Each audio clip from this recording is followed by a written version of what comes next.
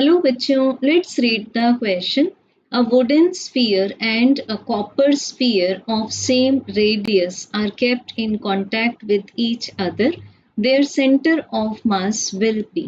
So बच्चों given है हमें दो spheres, एक है wooden sphere और दूसरा sphere बना हुआ है कॉपर से और दोनों की जो रेडियस है वो सेम है और दोनों को एक दूसरे के साथ टच में रखा जाता है. तो बच्चों as we know the density of the wooden sphere is less than the density of the copper sphere. अब इनके रेडियस सेम है, इट मीन्स इनका जो वॉल्यूम होगा वो भी सेम होगा. तो हमें फाइंड करना है कि इनका सेंटर ऑफ मास कहाँ लाई करेगा. तो बच्चों हम यहाँ से स्टार्ट कर सकते हैं that volume of wooden sphere is same as volume of the copper sphere. अब हम डेंसिटी को एक्सप्रेस करते हैं मास डिवाइडेड बाय वॉल्यूम. तो वॉल्यूम ऑफ वुडन स्फीयर को लिख सकते हैं हम mass of wooden sphere divided by density of wooden sphere and volume of copper sphere को लिख सकते हैं mass of copper sphere divided by the density of copper sphere.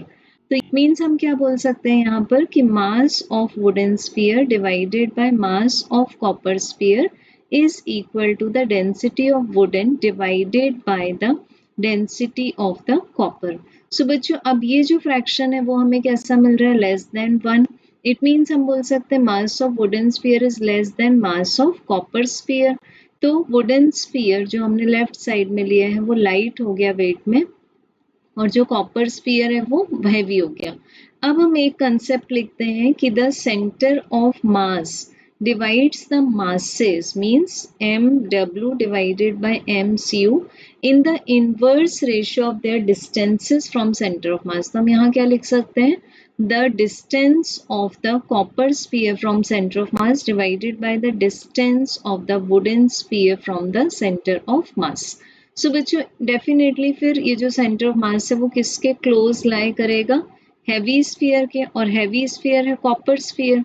So center of mass will be lying inside the copper sphere. So correct answer is option C. Thank you.